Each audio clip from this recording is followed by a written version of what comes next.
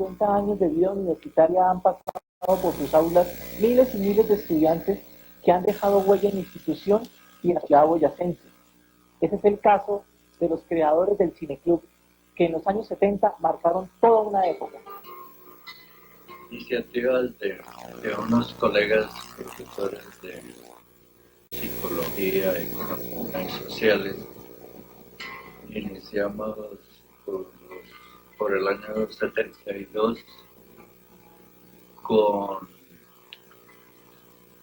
dos tareas que nos propusimos en equipo.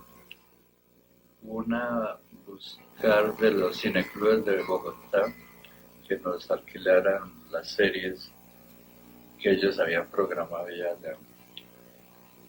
Y la segunda tarea, estudiar cada una de esas piezas con sus directores, actores y argumentos y producir un boletín para cada sesión. Gracias a un núcleo de profesores que comenzó a traer cine a la universidad y hizo el primer cineclub con José García, que fue uno de los mentores de este proceso, digamos, de renovación cultural de la universidad, y de muchas personas alrededor de él, ¿no? Por ejemplo, de Estanislao Zuleta, que vino a la universidad. Entonces nos abrió otro mundo. El cineclub no nace hacia 1933, en una coyuntura muy especial en la historia de la UPTC. Y eso en la rectoría del doctor Armando Foscura, cuando él funda la Facultad de Economía. Para este momento ya había pasado toda la parte álgida del movimiento estudiantil en los 70. Había habido prácticamente un repliegue de todos los grupos movilizados y el movimiento estudiantil de las universidades se había aplacado un poco. Toda esta gente que había sido militante, que había estado de alguna manera vinculado a estos sectores políticos de izquierda que existían en ese momento, entonces quedaron como un poco sueltos y entonces nos refugiamos en la parte cultural, muchos de nosotros. Y no nos limitamos solamente a proyectar las películas, sino lo que más nos interesaba era el foro. Teníamos ya una clientela fija, estudiantes, creo que unos 50, de diferentes escuelas que quedaban en foro, mucho menos su número. Y teníamos dos funciones, y en la función del matiné, al finalizar la película se hacía el foro, y luego el grupo fundador, acompañado de algunas personas que han asistido a la proyección, nos localizamos en un local de la ciudad y estábamos discutiendo la película de 2 o 3 horas. Y en nuestras charlas y tertulias había alumnos y había profesores. Al lado de eso, otras actividades que ya no eran propiamente cinematográficas tuvieron su lugar. Se hablaba de poesía, se leían novelas en entrega y se iba haciendo el comentario crítico de obras como las de Thomas Mann. Todo esto hizo que el desarrollo cultural de la universidad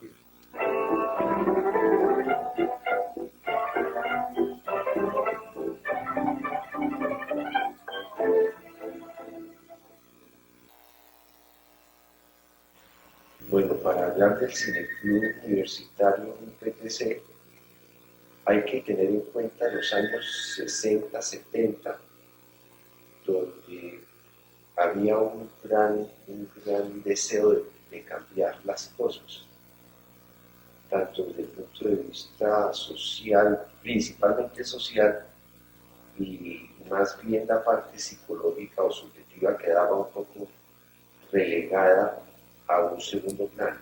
Nosotros no nos limitamos únicamente a la cuestión cinematográfica, sino que teníamos el cineclub como un pretexto, diría, para canalizar las inquietudes. Y en esa época ambiente social y político era supremamente fuerte. Y en la universidad se veían todas las tendencias ideológicas.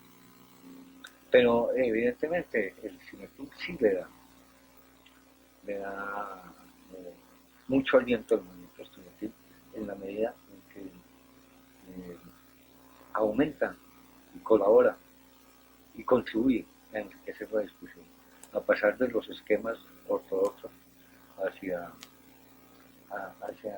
discusiones mucho más complejas,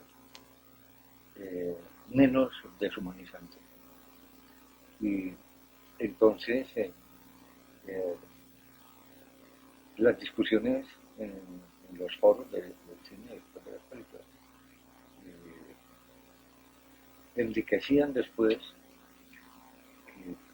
con muchos más puntos de vista las discusiones en las asambleas estudiantiles que podían tener una connotación, digamos, estrictamente política. El nacimiento del trotskismo. El trotskismo también aparece de manera tardía en el movimiento estudiantil y entonces había como un foco un poco trotskista en la facultad de un movimiento que se llamaba Espartaco y entonces nosotros militábamos en Espartaco. Entonces nuestra discusión fundamental era contra el estalinismo, contra el autoritarismo de izquierda, contra la revolución cultural de Mao que pretendió desterrar a Beethoven de China. ¿Sí? No sé si habrán visto una hermosa película que se llama El violín rojo, que es parte de toda esa historia de la revolución cultural china. El problema del realismo socialista, que quería implantarse como una forma estética única de interpretación del mundo, y que heroizaba al proletariado como la única forma. Entonces todo eso, toda esa parte de la discusión estética que también se dio alrededor del cineclub, entonces en el momento del movimiento estudiantil eso fructificó mucho. Hello darkness, my old friend. I've come to talk with you again. Goodbye, Benjamin.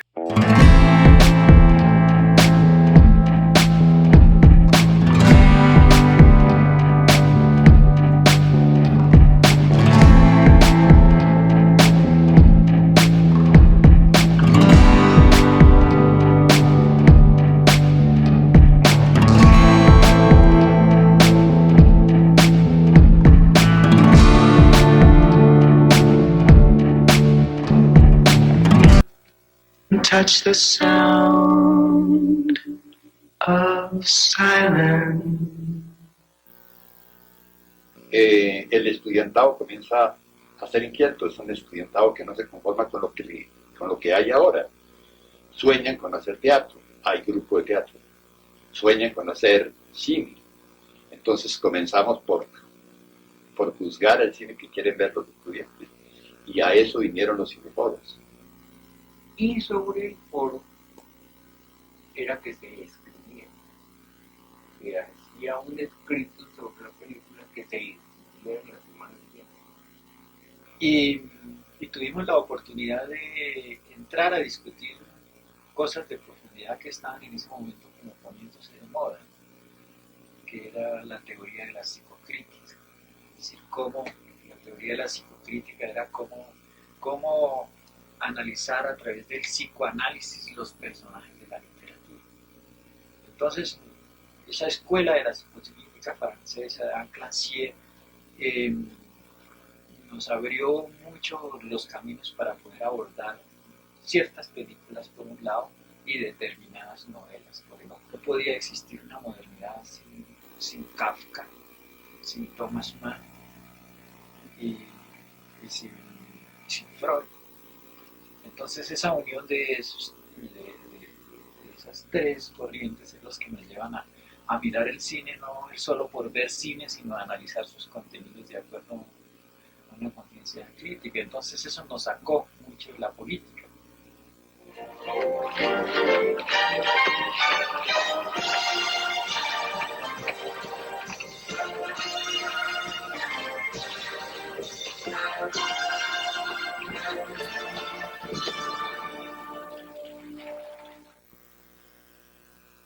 Al principio, realmente el criterio fue el de un cine muy clásico, es decir, a toda prueba, muy reconocido como obra de arte, con mucho temor a abordar la proyección y la función del cine comercial. Entonces, después de esto vino la discusión de si pasábamos al cine de 35 minutos. Era una discusión implicada porque, de todas maneras, hacia la década del 70, el movimiento estudiantil en la UPTC políticamente estaba muy radicalizado. Entonces, plantear un cine comercial implicaba una discusión en el área de la política sobre hacerle concesiones al cine comercial que explota a través del cine internacional, etc. Pero decididamente, definitivamente, llegamos a la conclusión de que se afrontaba la discusión y de que sí, era necesario y que además era importante proyectar estas películas en la medida en que el elemento de manipulación podía delatarse y a través del análisis y del foro. Ahora, otras películas sí llegaban cargadas de una tendencia política muy clara, y las películas políticas en ese tiempo venían pues del mundo europeo, ¿sí? Venían películas de Checoslovaquia, películas mexicanas, o México siempre fue una nación muy sensible al malestar social del mundo, ¿sí? Mucha película cubana, ¿sí? Memorias de su desarrollo, Armando Solás, Tomás Gutiérrez Alea, todo esto lo hicimos a través de la embajada cubana, así como nuestra programación de Mundo Films nos mandó también a hacer una programación de cine soviético, y del cine soviético antiguo, desde Eisenstein, ¿sí?, hasta el cine contemporáneo soviético del momento. El ciclo de cine ruso nos puso en contacto con el gran cine clásico europeo y nos puso en la tarea de descifrar ese cine. En ese cine de esos años estaban mezcladas las películas que yo llamo definitivas sobre el contacto que tuvimos con lo real de nuestra época, es decir, el fenómeno del nazismo, cómo había sido la toma del poder por Hitler y el totalitarismo que se desarrolló en Europa.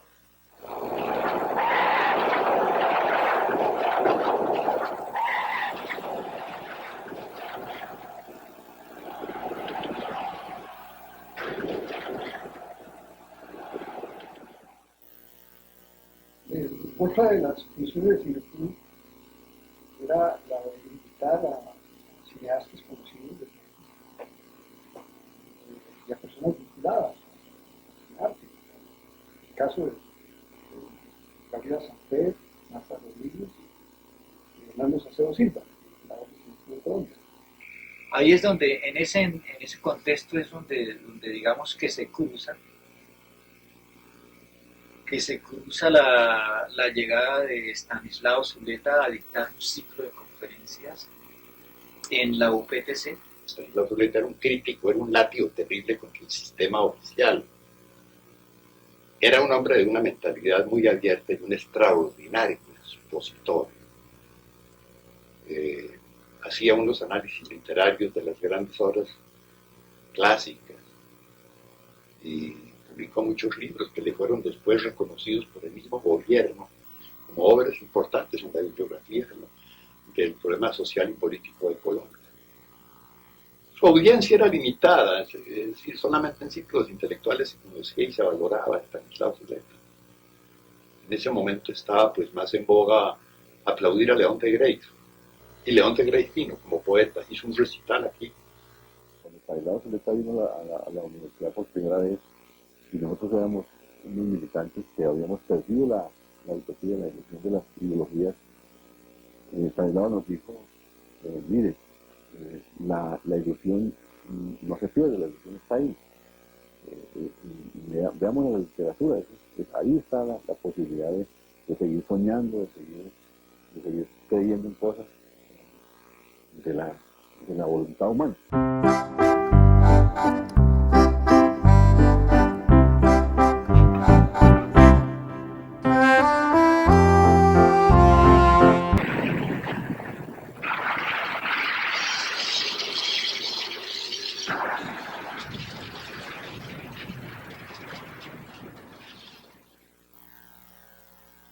Entonces,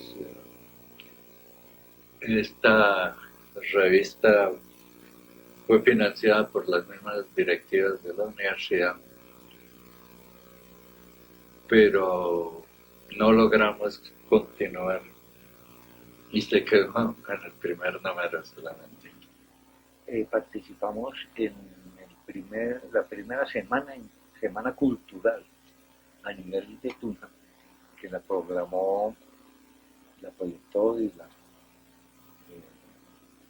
la hizo realidad el maestro Julio Oliva, y programa la primera semana de la cultura, con la colaboración fundamentalmente de las embajadas de los países socialistas. Entonces nosotros, como CineU, colaboramos con un festival de cine colombiano. Sí, yo conocí a Andrés Caicedo en un encuentro nacional de cineclubes en el año 75. Sí, entonces nosotros estábamos más orientados como a ese tipo de cine de dirección. En cambio, Andrés Caicedo había pensado en cosas que nosotros no habíamos pensado.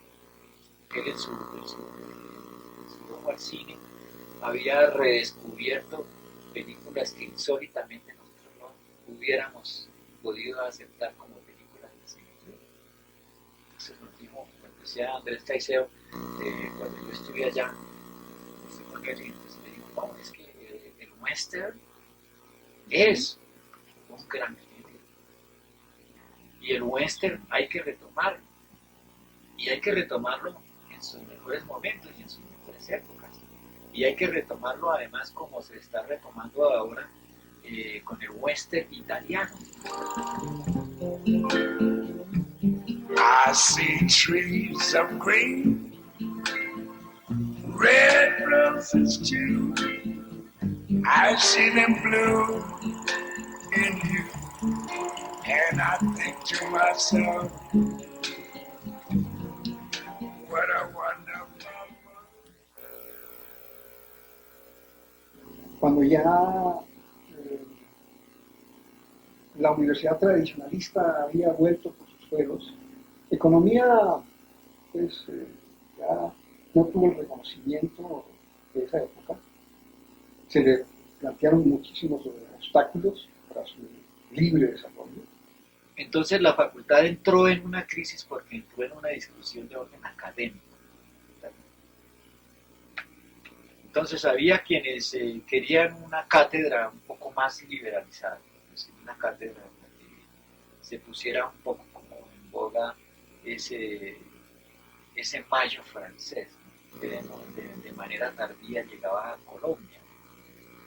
Esa cantidad de letreros y de murales, de slogans que estaban escritos en la Sorbona con el mayo francés. En el cineclub participaban precisamente personas que habían, como Alcides Gómez y Luz Marina, que habían estado precisamente en Francia, en la Universidad de Vincennes, que fue la universidad que les hicieron a los revolucionarios después del mayo francés. Entonces llega a la Universidad de Colombia un profesor español a hablar con él y a tratar de implementar con cambio la metodología de las formas de enseñanza.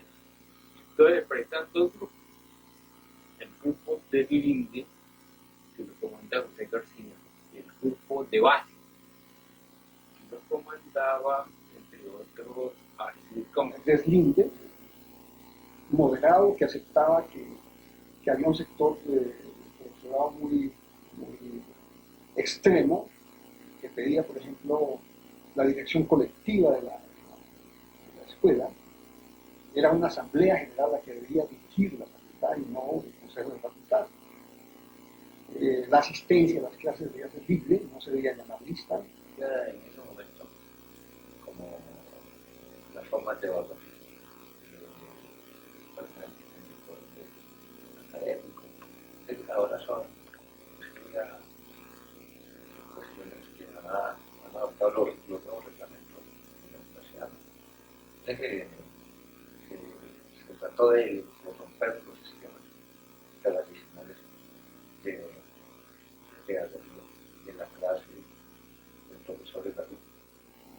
Y el otro grupo que discrepaba de que era necesario conservar la disciplina académica, conservar los estamentos de dirección universitaria, la decanatura, el consejo de facultad, el comité curricular y no las asambleas, como lo pedía el otro sector. Como teníamos una formación de militancia trotskista, entonces nos hicimos en el grupo de base. Un militante de ese grupo, eso nos llevó al enfrentamiento con las directivas de la facultad, que estábamos trabajando mancomunadamente en el cineclub. Eso nos creó problemas, ¿cierto? Y además porque hubo una expulsión masiva de profesores. Al dejar yo la decanatura y entrar el nuevo decano, el socio dictador de Bolivia, él opta por una medida de acción extrema, que es sancionar con la expulsión a 3 profesores. Y entonces, a raíz de eso, se abrió definitivamente unos, los del sector extremo, que pedían el reintegro de esos 3 profesores, y los otros, que nos contaban, moderados, que nos planteó un problema muy difícil. Me parece que el éxito clínico del PNED no solo que esto es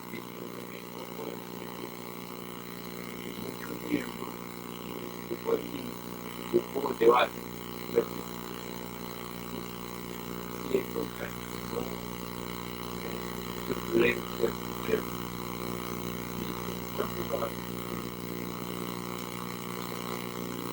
y con José yo tuve tan dura. Ahora el contexto fue que yo a la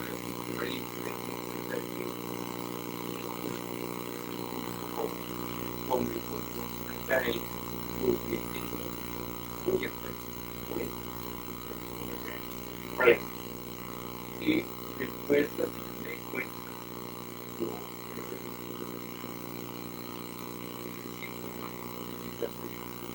yo creo que esto también ayudó a que el club se posiciona más concentrado en la teoría que se estaba usando todas con grandes periodistas del sector parlamentario.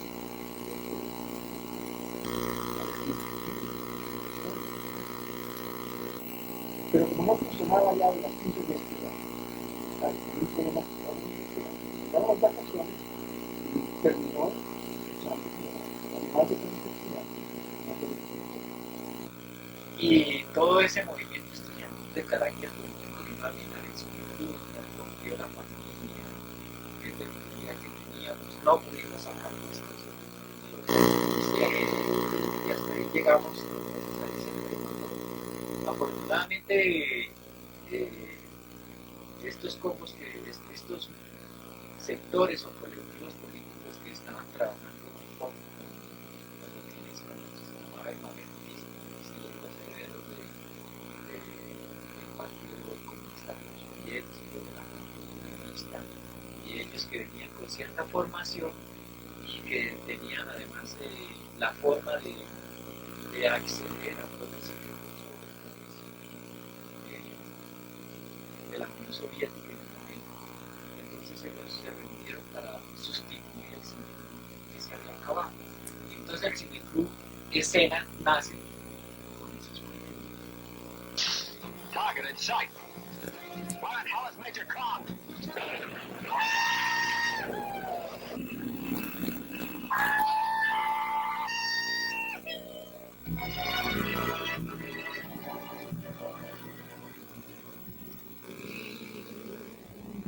again from nowhere, from nowhere, but I know we'll someone in it.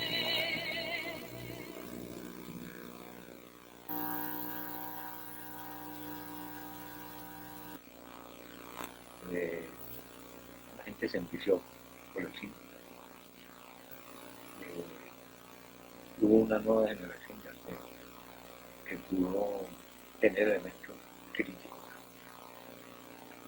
criterios para proyectar buen cine. Y además genera un ambiente cultural, un nuevo espacio de charla. A mí sí me parece muy importante.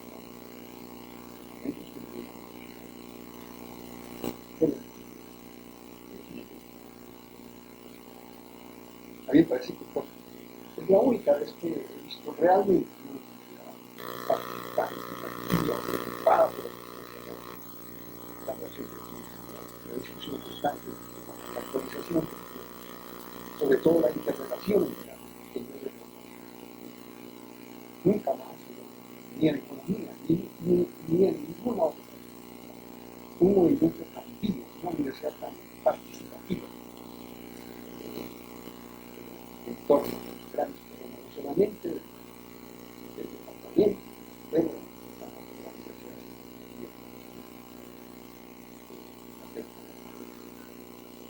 política. No era solamente ver cine, sino funcionar como un colectivo intelectual de discusión de los problemas de su tiempo.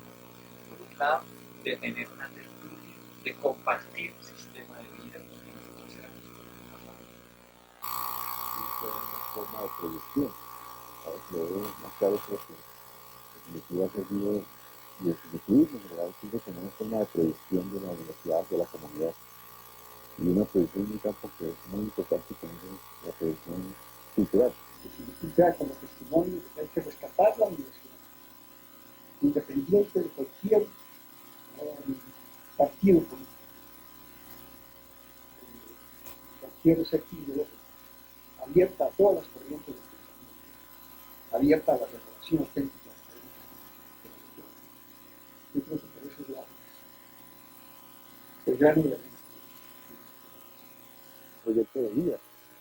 De ahí surgieron cineastas como Silvio Bertel, que anda por ahí molestando en las cámaras, otros que andan preocupados del mundo cine, y quienes en ese momento se movilizaron alrededor del cineclub, hoy en día no dejan de ser cinéfilos. Aquí en Bogotá me encuentro colegas que estudiaron en prensa y me los encuentro justamente en los teatros. Entonces eso generó un sentimiento de la imagen y nos hizo sentir y aprender de que nosotros somos una generación de la imagen. De hecho, que el cine es la memoria. La memoria. Lo que queda plasmado